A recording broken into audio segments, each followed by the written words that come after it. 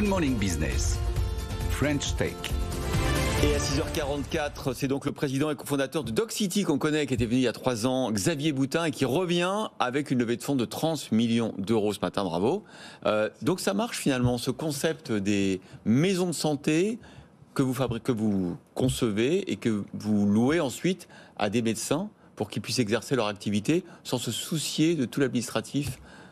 Oui, ça marche, c'est très apprécié. En fait, les médecins sont contents, donc on est ravis, nous, de les voir contents, parce que c'est le but. On a bien rempli nos premiers immeubles. En fait, en 3 ans, on a rénové ou construit 22 000 m². Ah ouais. Donc c'est effectivement, on n'a pas... Ça fait combien de centres de santé, ça ?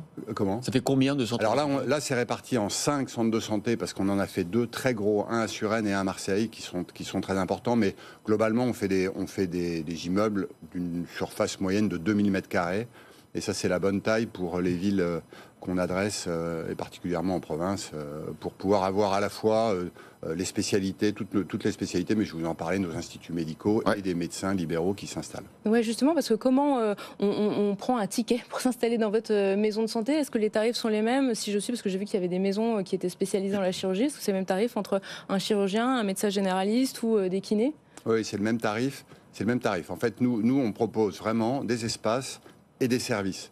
Donc si vous êtes chirurgien, vous prenez en location chez nous, vous prenez un bureau et vous avez les services correspondants, services administratifs, tous les services qui vont vous permettre d'être déchargés finalement des formalités qui sont non médicales, donc qui vont vous dégager en fait du temps médical. Et y compris la partie logicielle, j'imagine qu'il y a toute une infrastructure informatique, ça aussi c'est pas que du foncier votre métier quoi. Non, alors c'est certainement pas que du foncier, nous c'est vraiment, on propose un projet médical aux médecins et pas un projet immobilier. Alors par contre l'informatique c'est compliqué parce que tous les médecins n'ont pas les mêmes systèmes, ah oui. C'est un peu compliqué.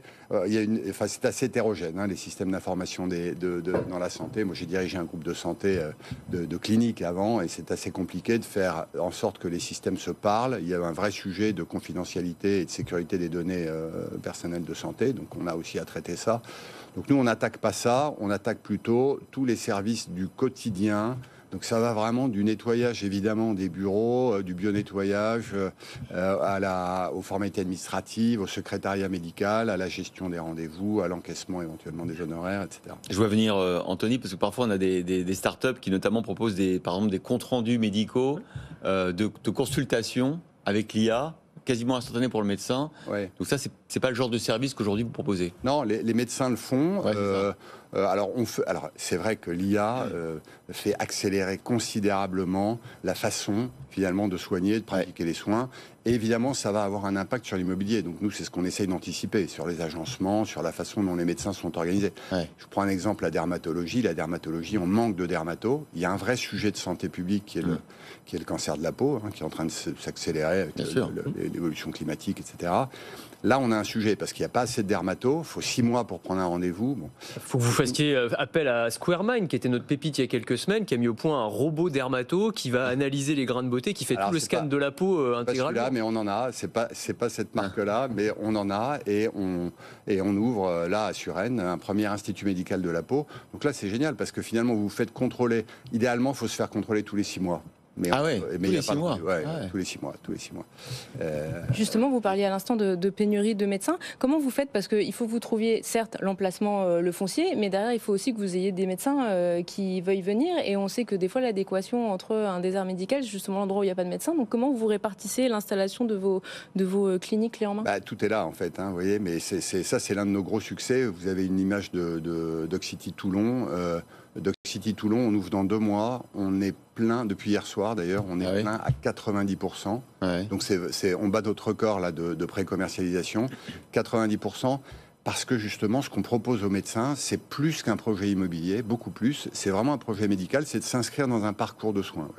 On voit que le secteur immobilier est en crise, les promoteurs immobiliers ont plus de projets. Est-ce que du coup, dans votre tour de table, j'ai pas regardé, mais est-ce qu'il y a des promoteurs qui se disent, tiens, une source de diversification intéressante? Les discussions qu'on a aujourd'hui, surtout avec des promoteurs, c'est sur la façon de pouvoir industrialiser la fabrication de nos bâtiments. Et là, en fait, moi, ce que je voudrais, c'est qu'on construise plus vite et qu'on construise moins cher. Ouais. Pour pouvoir baisser, on est très compétitif, mais j'aimerais qu'on baisse encore nos tarifs pour que les médecins soient encore plus confortables dans nos Doc City. Donc on travaille beaucoup avec eux là-dessus.